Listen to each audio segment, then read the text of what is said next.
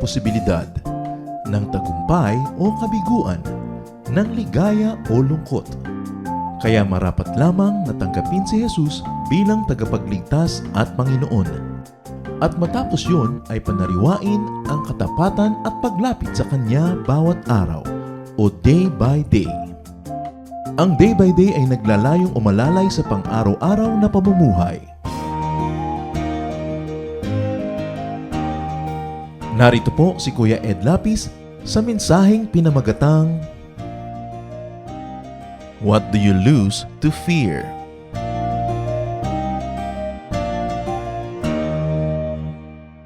Sabi po sa 1 Peter 3:14, do not fear what they fear. Do not be frightened. Gaano karami po sa atin ang maraming mga takot, maraming mga pangamba, nababawasan ng kaligayahan, nawawalan ng katahimikan, at maging yung mga pagpapala na ibinibigay ng Diyos hindi natin napagtutuunan ng pansin dahil nakatitig tayo sa ating mga kinatatakutan na kadalasan ay bunga lang ng ating imahinasyon. The Lord said, do not fear more than 50 times in the New Testament alone. Isa sa kanyang mga laging bilin, huwag matakot. Gaano po sa ating karami ngayon ang may takot sa puso? Sa kabila ng presensya ng Panginoong Diyos sa ating buhay, sa kabila ng kanyang mga pangako, sa kabila ng mga nagawa na niyang kabutihan at napatunayan na niyang kabutihan, marami pa rin sa atin ay naliligalig, nabubuhay sa takot. But the problem is you lose a lot when you are afraid. Ano po ang mga nawawala pag tayo ay natatakot? At yan po ang nais nating talakayin sa tulong ng Panginoon at sa kanyang pagbibigay ng kaliwanagan. What do you lose when you fear? Thank you, Lord, for your goodness, and thank you for teaching us not to fear. When you look into our hearts, O God, you know that many of us live in fear. We're afraid of many things, and fear robs us of many things. Teach us, Father. Teach us to understand your teachings, that we should not live in fear. Mangusap po kayo, Panginoon, kayo po maging tunay na tagapagsalita. Lalong-lalo na, Panginoon, sa mga taong kailangang maunawaan ng lalim at lawak ng iyong katuruan, bigyan mo ng bukas na mata, nakikinig na tainga, at nakakaunawang isip. Nang ang salita mo hindi lang pumasok sa isang tenga at lumabas sa kabila. Nang ang salita mo, Panginoon, huwag mabaliwala, but that your word may accomplish the purpose for which you send it, and that is to set us free. Lord, teach us. Be our speaker. Enable us to have peace in spite of the many troubles around us. And Lord, we pray that as you speak, you will accomplish your purpose in our midst. Lead us unto greater godliness, and more importantly, may you lead us to a life of peace. Speak, Father. Use your servant only as your footstool, but be the true speaker. May you answer our questions, strengthen our weaknesses, and enlighten our blurred vision. Teach us, Father. In the name of Jesus, your Son, our Lord, we pray. Amen. What do you lose to fear? Marami pong nawawala sa isang taong takot at sa isang taong nabubuhay sa takot. When afraid, you lose, first of all, time. You lose time.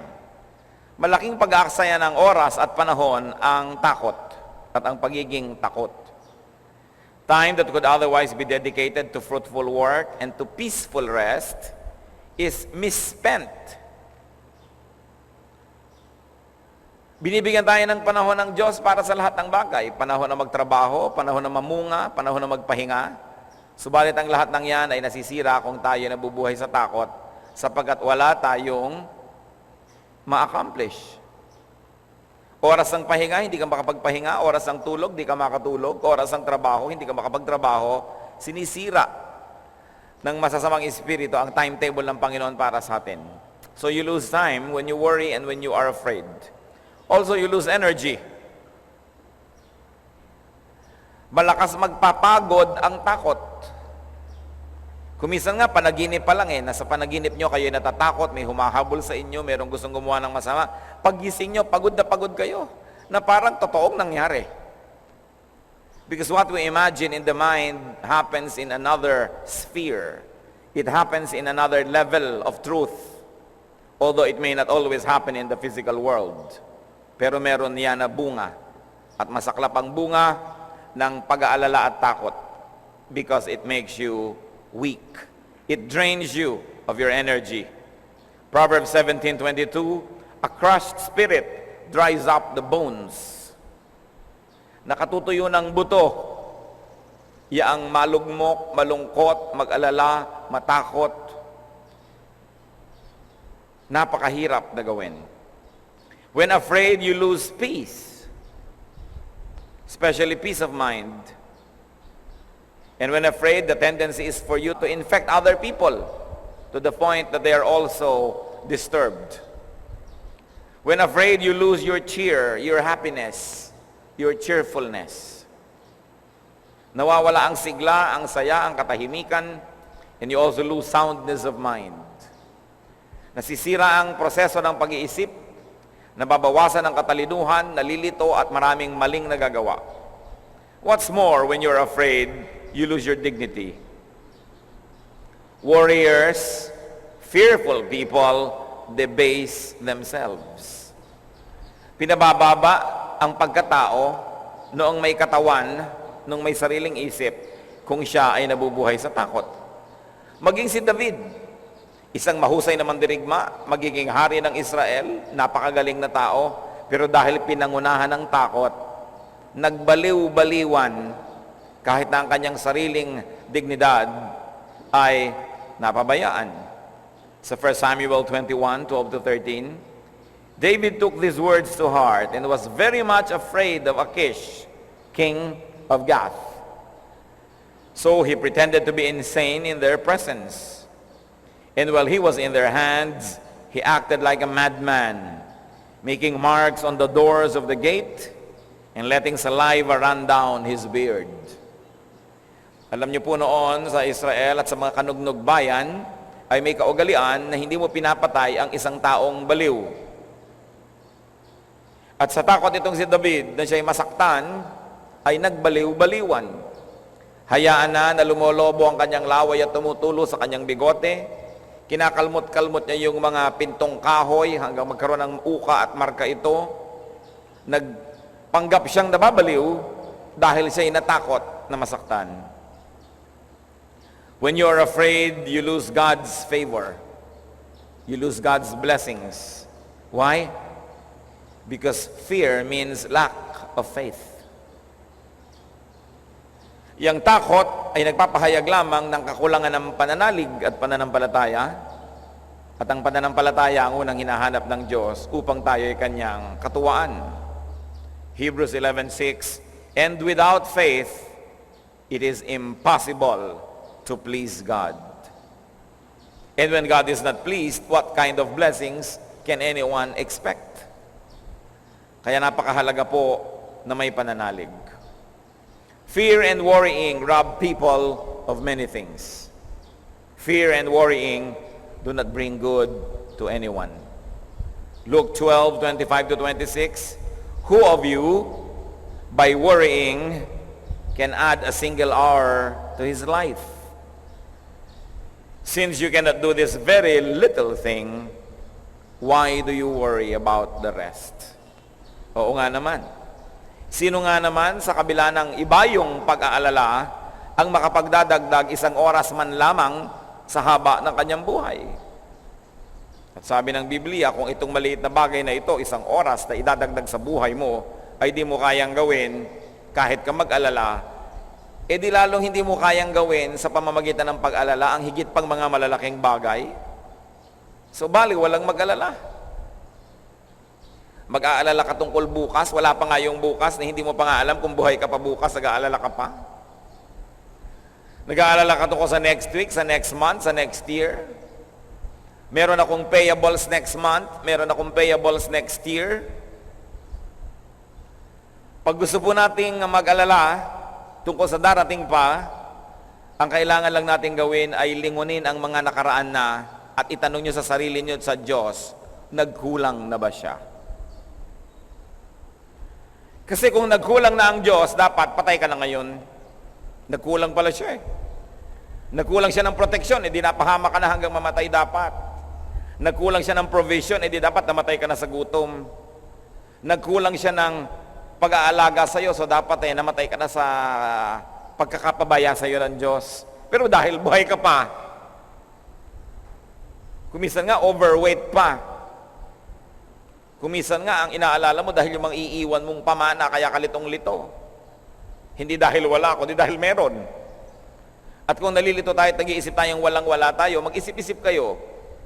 Madaling matakot sa kinabukasan, pero ang kailangan lang gawin, lingunin ang nakaraan at sabihin nyo sa sarili nyo, bakit nandito pa ako? Bakit nakatayo pa ako? Bakit buhay pa ako kung nagkukulang ang Diyos? All we have to do is remember God's good track record, and our faith will definitely be strengthened. How then can we avoid fear? How can we avoid losing to fear? Paano maiiwasan na malugi dahil sa takot? Unang-una, the obvious must be done. Do not fear. Huwag matakot. Do not worry. Natatandaan ko nung araw when I was in college, ang madalas mong maririnig, makibaka, huwag matakot. Mabuti pa yung mga taong yun at alam nila na hindi dapat matakot. Ang mga anak pa kaya ng Diyos ang dapat matakot.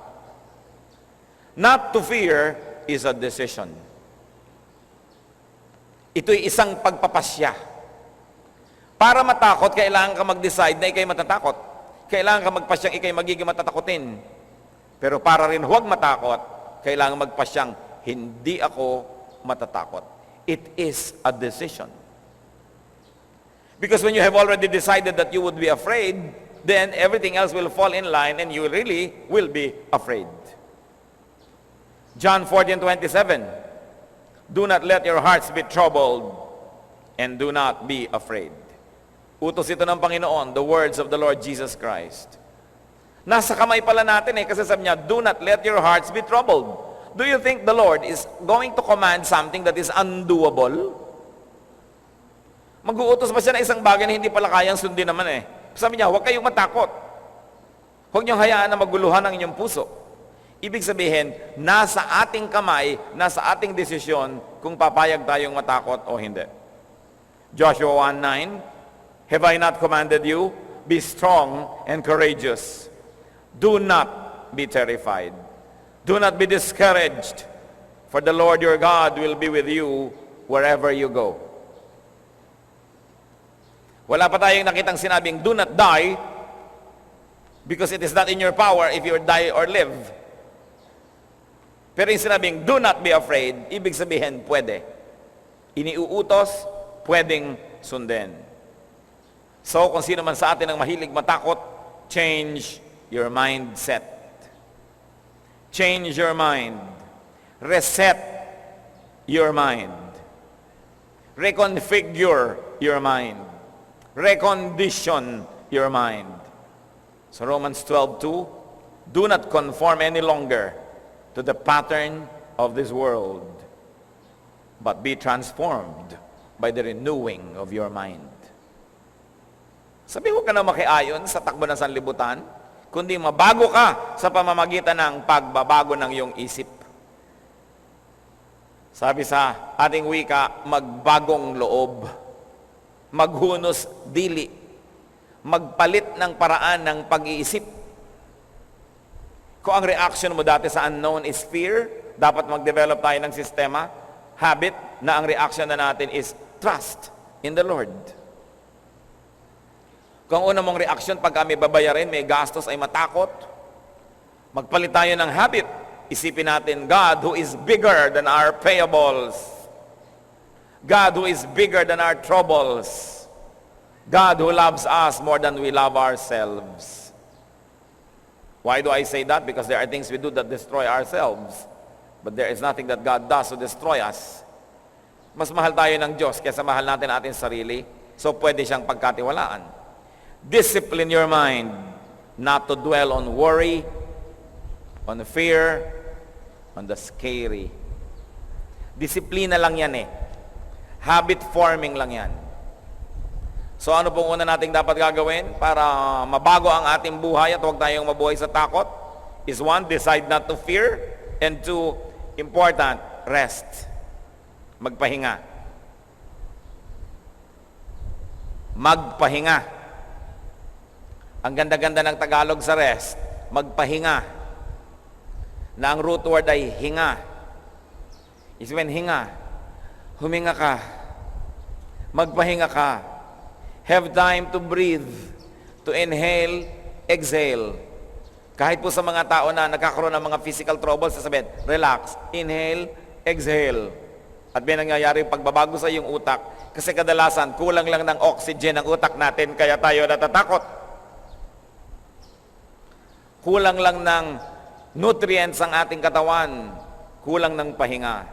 Sabi nga ng isang magandang sinulat ng kung sino, many fears are born of fatigue.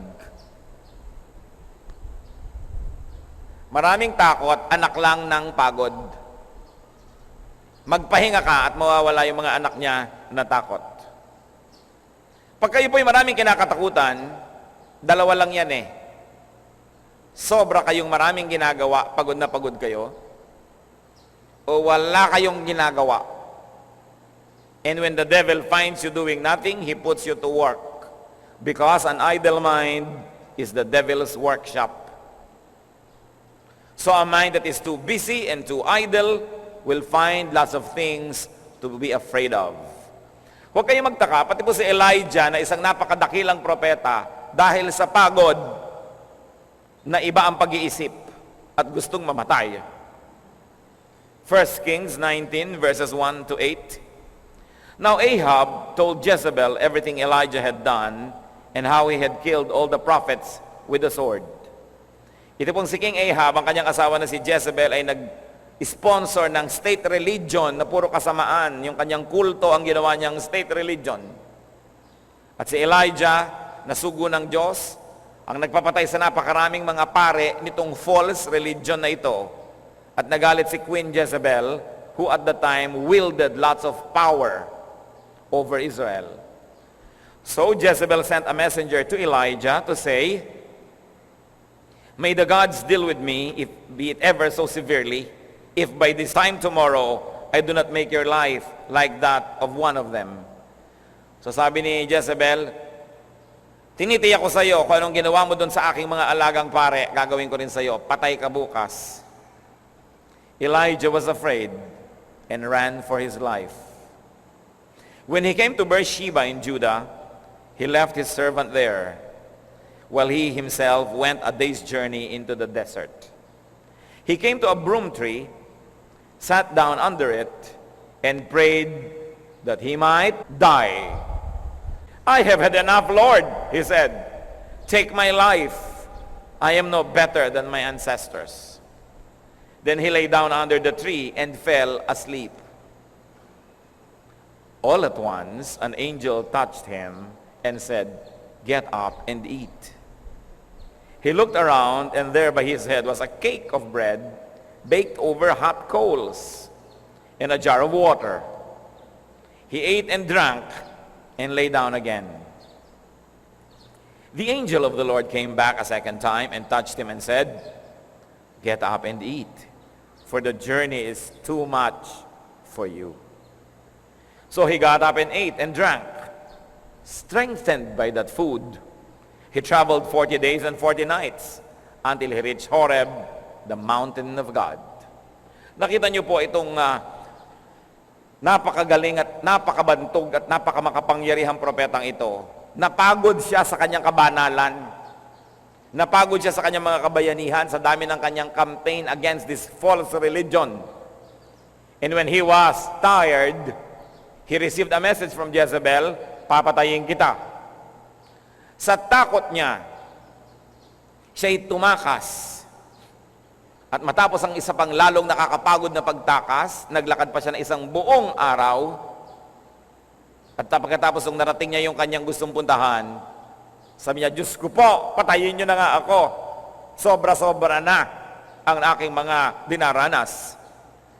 Isang propeta na dahil sa pagod, dahil sa gutom, ayan ang nangyari sa utak.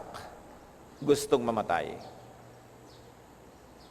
Kung meron po sa atin na kuminsan ay gusto na nating mamatay, lalo't dinadaya tayo ng espiritong gusto nating magpakamatay, ng mga masasamang espiritu, pagod lang kayo, magpahinga. So, paano po ako magpapahinga? Ang dami ko nga problema. Magpahinga. Sometimes, kailangan mo sundin yung prescription ni Mao Zedong. Ano bang sabi niya? 1 step backward, then 2 steps forward.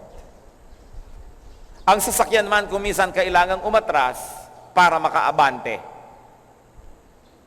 Kung kayo nasa isang garahe at nasa harap ng sasakyan nyo yung dingding, di ba't kailangang umatras muna kayo bago kayo umabante? Ba't kayo aabante ng aabante kung tiyak na babanggalang kayo? So bakit pipiliting sumigi ng sumigi, sumugod ng sumugod kung di nyo na kaya? Magpahinga. Ang Diyos nga nagpahinga eh. So, pastor, hindi ko po kaya magpahinga, mapapahamak ang buong daigdig. Kahit si Darna, kung minsan nagiging Narda, nagpapahinga din siya. Kahit ang mga superhero, kung minsan ordinaryong tao lamang sila. Huwag niyong isipin na pag tumigil kayong maghanap buhay, tumigil kayong magsikap, tumigil kayong mag-alala, tumigil kayong magbunganga, at tumigil kayong magalit, ay titigil din ang mundo. Isipin niyo na lang, umaandar ang buong Inglaterra, wala kayo doon. Umaandar ang buong Australia at maayos naman ang andar, wala naman kayo doon. So aandar din ang buhay ng pamilya niyo kahit paminsan-minsan kayong mawala, magpahinga at manahimik. We need to rest. People underestimate the importance of rest. But you only have to remember that God put it as one of the 10 commandments. Sabi niya, you must rest. Because a tired mind becomes a devil's toy. It becomes a toy of the devil. Kailangan kompleto ng oras ng tulog, ng pahinga, ng kain. Kaya nakita niyo po itong propeta, nakatulog sa pagod. Pero ginising siya ng anghel. Sabi, huwag mo muna ituloy ang tulog mo kasi walang laman ng sikmura mo. Heto ang bagong bake na tinapay, umuusok pa. At heto naman ang isang pitchel na tubig. Kumain ka't uminom. At nung ginawa niya, natulog. Pero ginising uli, kumain ka pa't uminom. At alam niyo matapos yon nung magising uli, 40 days and 40 nights naglakad. 40 days at least. Lumakas uli siya. Kung meron sa ating may mga suicidal tendencies, magpahinga lang kayo. Pagod lang yan.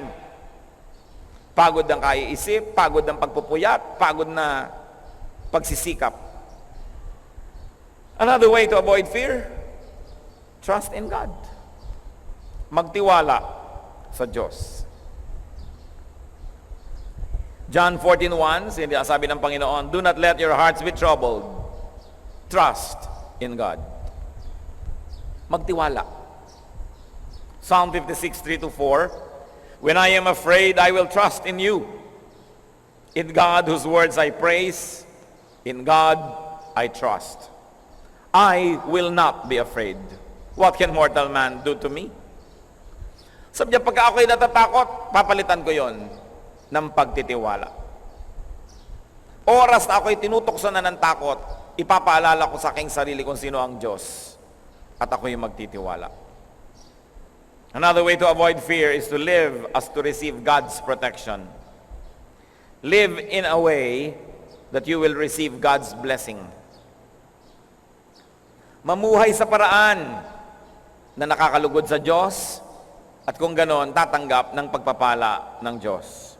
Jeremiah 7:23, obey me, and I will be your God, and you will be my people. Walk in all the ways I command you, that it may go well with you. Linaw. Sundin mo ko. Ang anong magiging bunga niyan? Magiging Diyos mo ako.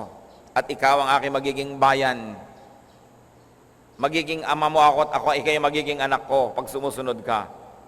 At pag ginawa mo yan, mapapasaayos ang lahat. Pero Lord, sumusunod naman po ako sa inyo sa lahat. 1, 2, 3, 4, 5, 6. Nagtatype naman ako, naggaganito ako, Oo nga, pero hindi ka sumusunod sa isang utos. Trust.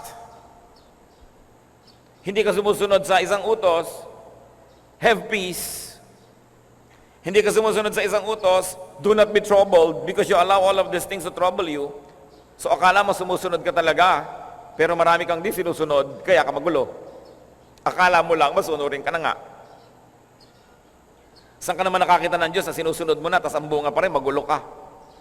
Siguradong may problema. Ikaw at hindi ang Diyos. Ang mahirap sa mga tao kuminsan, nagiging self-righteous. Lord, naglilingkod naman ako sa inyo.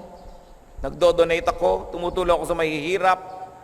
Sinutulungan ko ang mga naguguluhan ng buhay, etc., etc. Ba't ang gulo-gulo pa rin po ng buhay ko? Well, meron ka pang hindi sinusunod. Trust. And trust is when you don't see a thing that intellectually tells you that you can trust. Faith is the assurance of things only hoped for.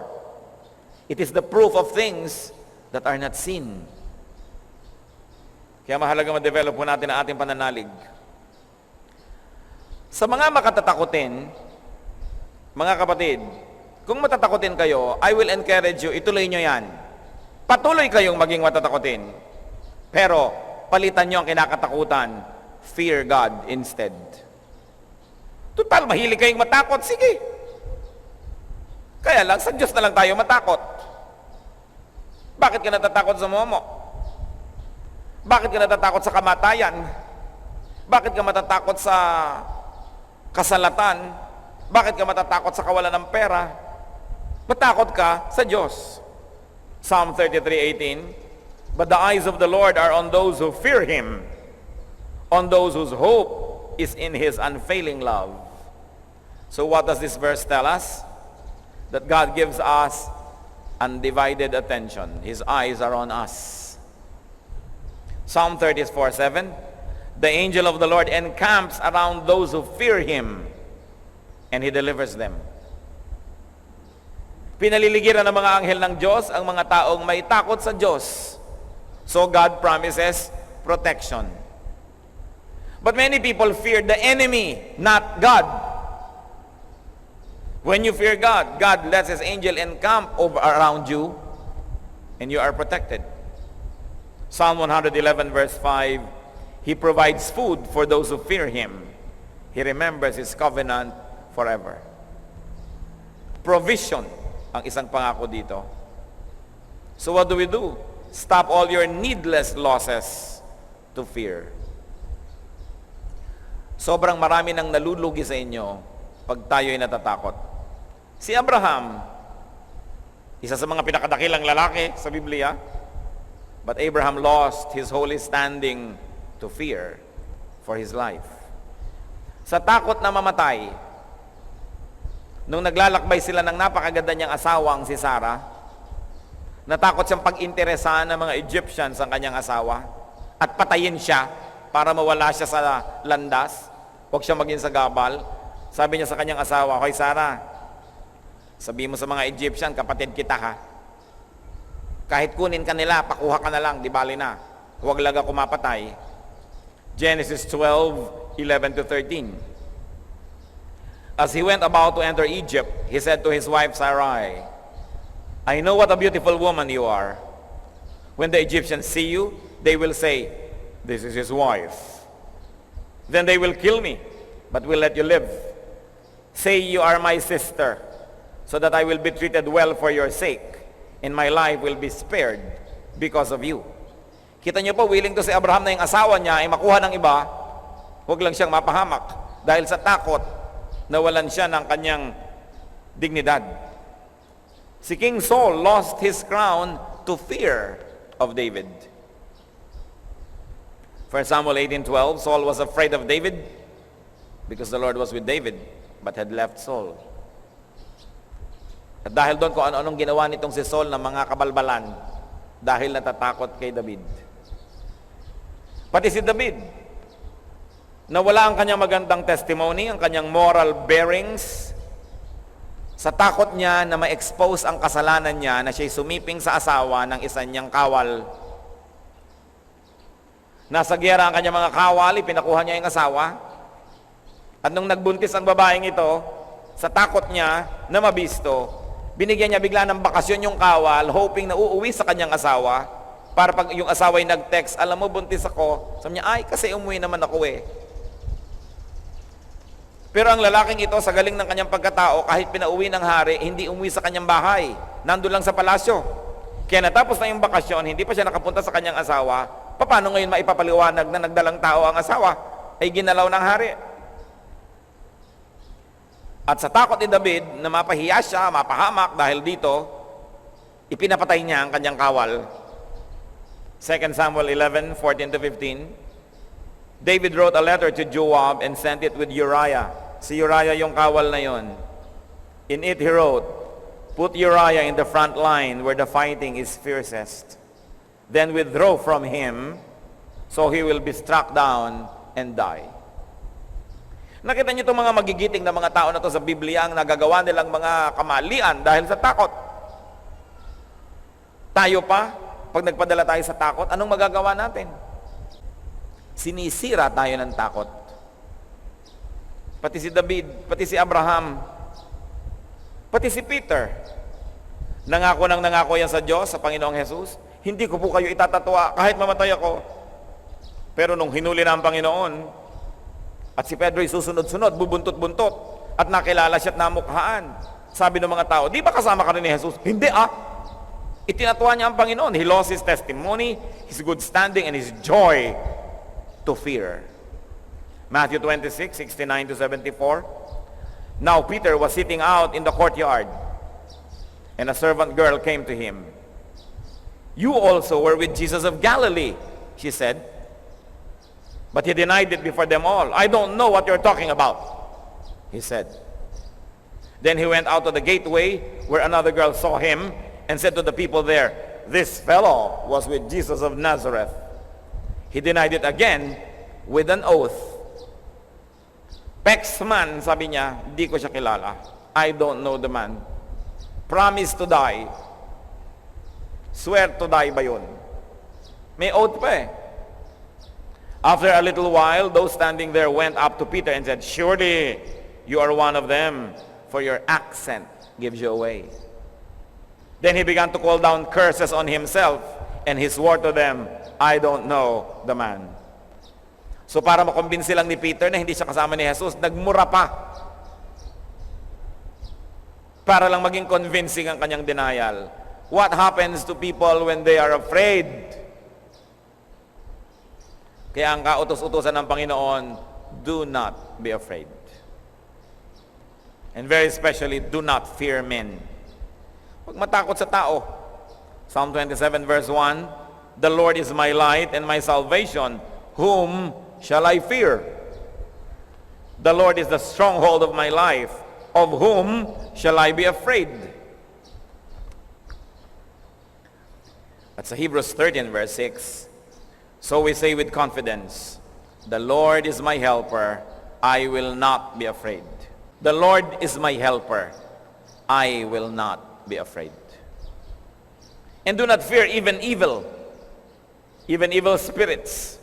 Psalm 23 verse 4, "Even though I walk through the valley of the shadow of death, I will fear no evil.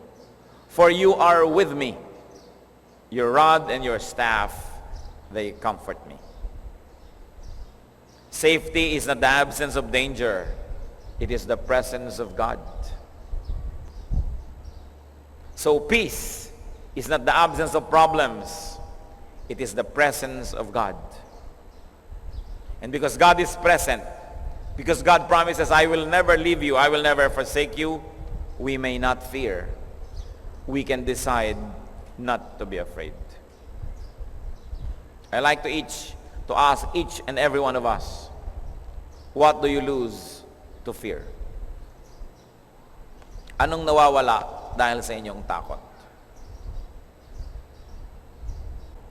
Mahalaga na unawain natin, Sapagkat marami po sa atin pinangungunahan ng takot. At kadalasan yon are afraid to lose things. We are afraid to lose things. That's why we live in fear. Panginoon naming Diyos, kami po ay nagpapasakop sa inyo sa sandaling ito. Matapos naming marinig ang iyong mga salita at paalala, patawarin mo po kami kung kami ay nabubuhay sa takot. Patawarin mo po kami pag hindi namin nasusunod ang utos niyong huwag kaming matakot. Patawarin niyo po kami kung kami nagdududa kuminsan sa inyong kapangyarihan, sa inyong karunungan, sa inyong kabutihan.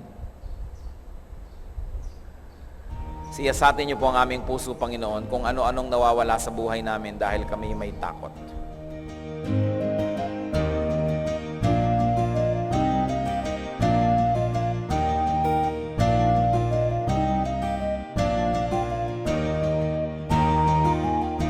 Ang katatapos pong mensahe ni Kuya Ed Lapiz ay pinamagatang,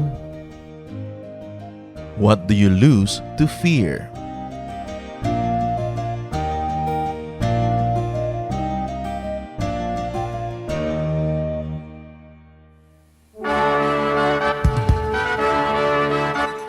Halina't sama-samang sumamba at magdiwang sa Day by Day Jesus Celebration kasama si Kuya Ed Lapiz. Bulwagan ng Panginoon, PICC, one Sunday a month, Philippine International Convention Center, Rojas Boulevard, Pasay City.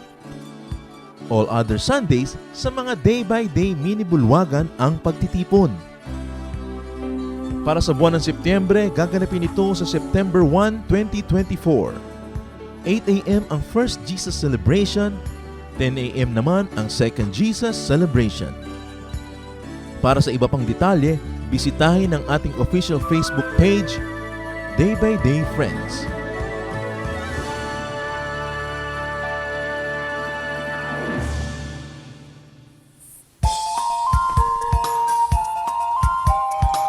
Ako po si Pastor Jerry Salvador at inaayahan po namin kayo na dumalo at makisaya sa Jesus Celebration sa ating Day by Day Gati Jesus Ministries tuwing linggo sa ganap na ikasyam ng umaga sa Gatid, Santa Cruz, Laguna.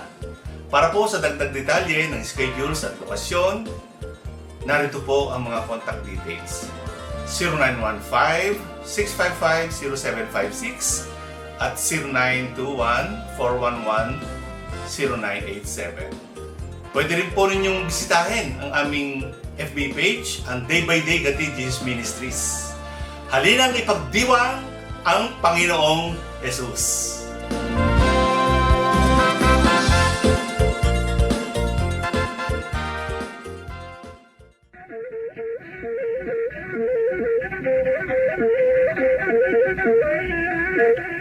Mayaman sa hiyas ang ating bayan at isa sa hiyas na yan ang musika. Napakaraming nalilikhang tunog ng mga Pilipino mula sa iba't ibang instrumento. Narito ang palendag, instrumentong pangmusika ng mga Maguindanao sa Cotabato.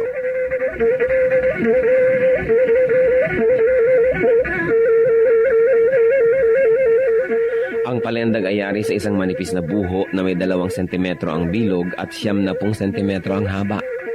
May 4 na butas ang palendag, isa sa ilalim para sa hinlalaki ng tumutugtog at 3 naman sa ibabaw para sa iba pa niyang mga daliri.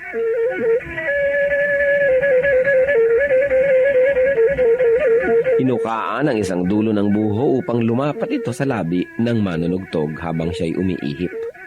Sa kabilang dulo naman ng palendag ay may isa ring malaking uka kung saan nagtatapos ang instrumento.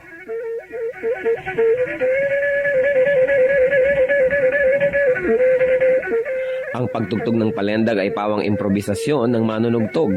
Wala siyang sinusunod na sukat o ritmo at ang pagtugtog ay pagpapahayag niya ng kanyang nadarama, lalong-lalo kung siya'y nagliligaw o nagpapahinga.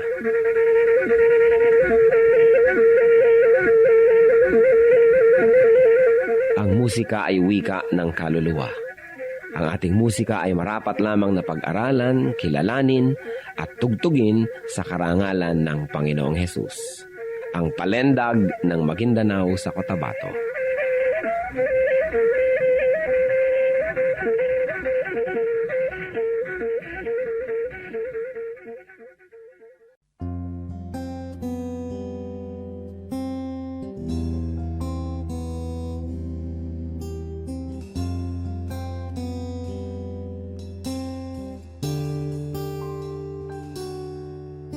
Mula sa sinapupunan, ako'y iyong kilala.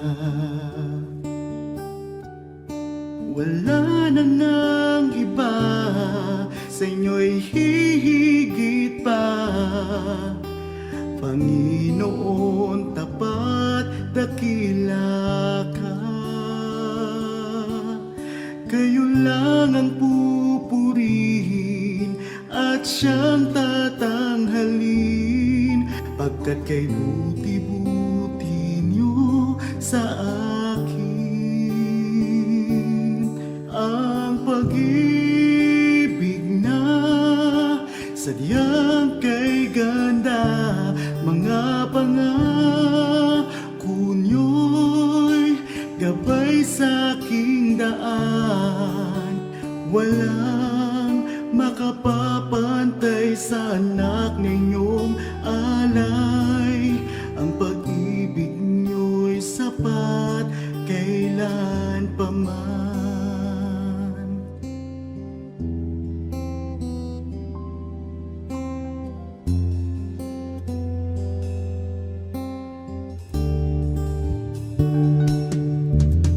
Tinawag niyo akong kaibigan, kahit na ako ay pariwara. Sagat sa labis ang inyong pagmamahal, sa tupang sa kawan na nawala. Kung aking bibilangin bawat butil ng buhangin, ang habag niyo'y ganon karami rin. Ang pag-ibig na sadyang kay ganda, mga pangako niyo'y gabay sa aking daan. Walang makapapantay sa anak na inyong alay. Ang pag-ibig niyo'y sapat kailan pa man. Paano ba masusukat taas, lalim, layo't lawak ng pag-ibig niyong sadyang walang hanggan, walang hanggan. Ang pag-ibig na sadyang kay ganda, mga pangako niyo'y gabay sa aking daan. Walang makapapantay sa anak na inyong alay. Ang pag-ibig niyo'y sapat kailan pa man. Ang pag-ibig niyo'y sapat kailan pa man. Ang pag-ibig niyo'y sapat kailanman.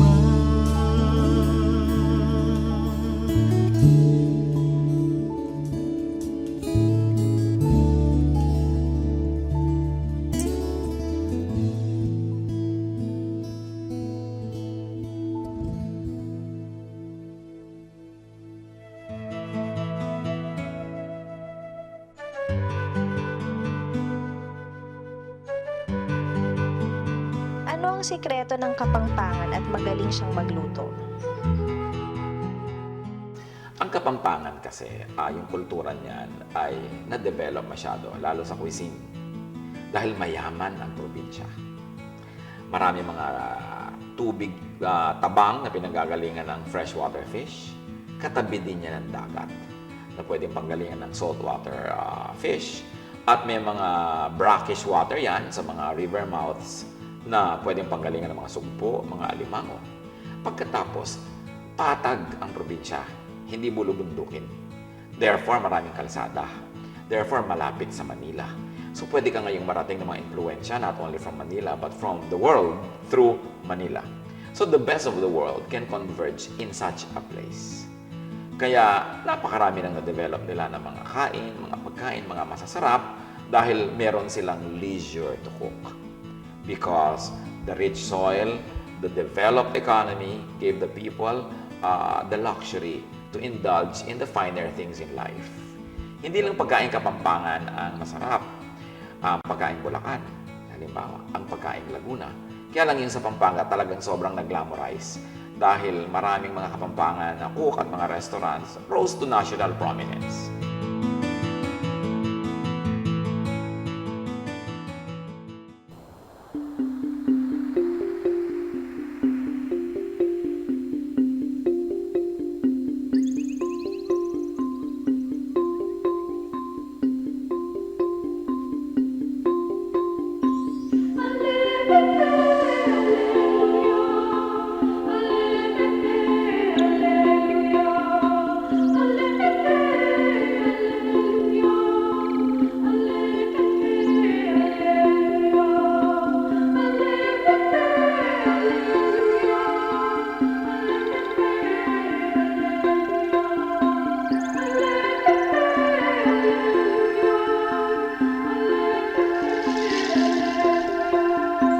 Ako'y inyong sinisiyasat, batid niyo nga ang aking buhay. Ang lahat kong lihim, Yahweh, ay nalalaman niyong tunay. Ang lahat ng siyang gawain sa inyo ay dilingin.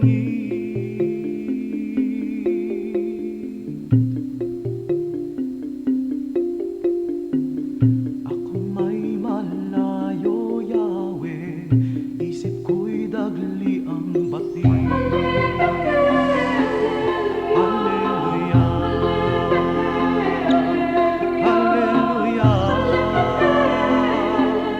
Hallelujah,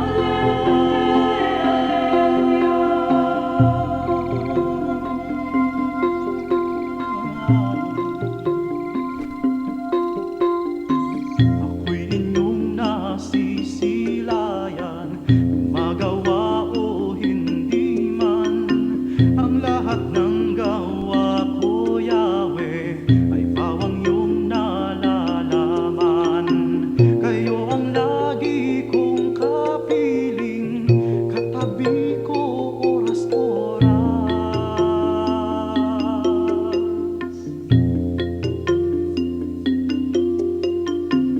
Ang likas niyong kalakasan, ang siyang aking kubong ligtas. Hallelujah, Hallelujah, Hallelujah. Saan ako tutungo, Yahweh, upang ako ay makatakas? Sa inyong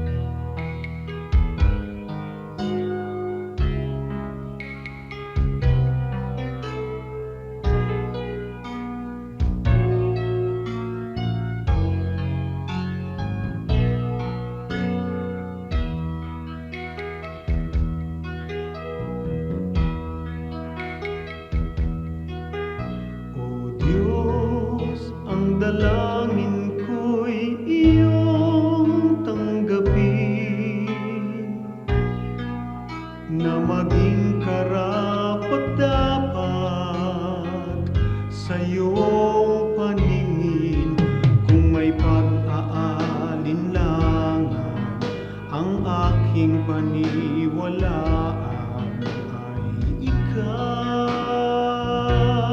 O Diyos, ang kailangan ko'y iba yung lakas upang di ko natahakin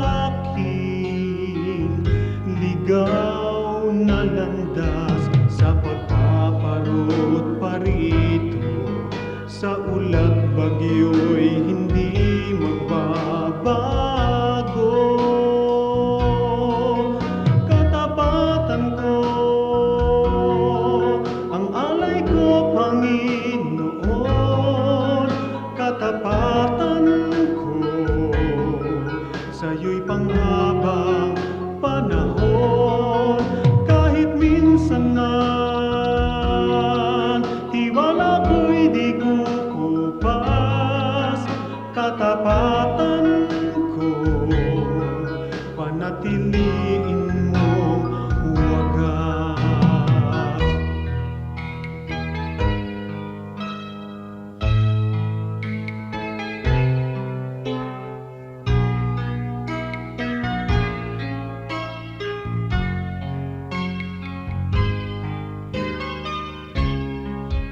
Sa pagpaparot parito, sa ulat bagyo'y hindi magbabago. Katapatan ko, ang alay ko, Panginoon. Katapatan ko, sa'yo'y panghabang panahon.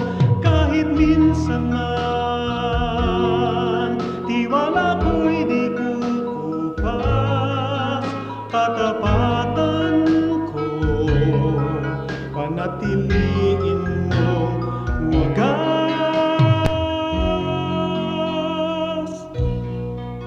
Panatiliin mong wagas.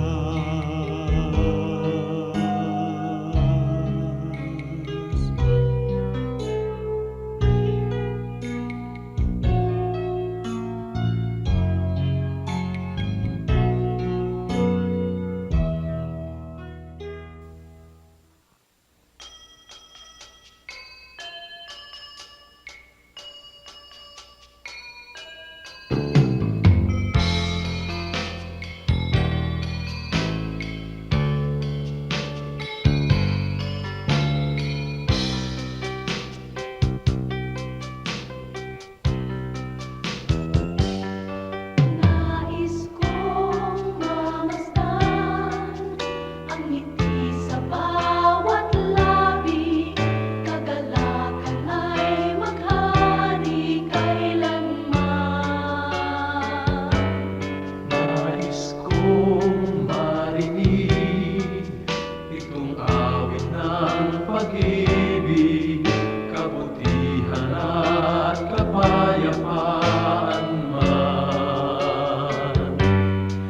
Nang matutunan kong pigilin ang sarili kong minsan, puso ay bigyan ng kahinahunan. Ang katapatan ko nawa sa'yo'y hindi mahihimlay, mapagtigis na puso, kabaitan ang taglay. Bunga ng Espiritu, mayroon ka ba sa buhay mo ang kinakailangan na ipakita ng Kristiyanong tunay? Bunga ng Espiritu, kung wala sa buhay mo, kay Jesus tanggapin mo.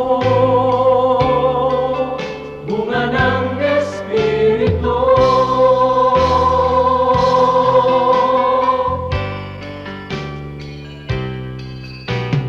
Kay Jesus tanggapin mo.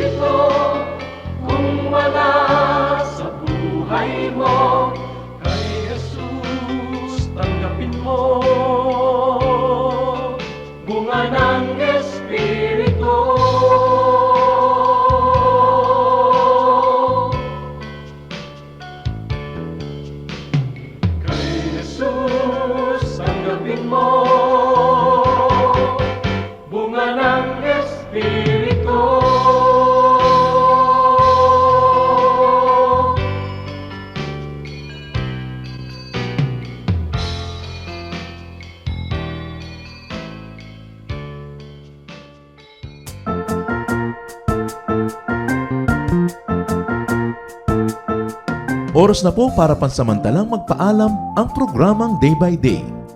Tayo po'y magsama-sama tuwing ika-6 hanggang ika-7 ng umaga, araw-araw. Magandang umaga po at mabuhay ang Panginoong Hesus!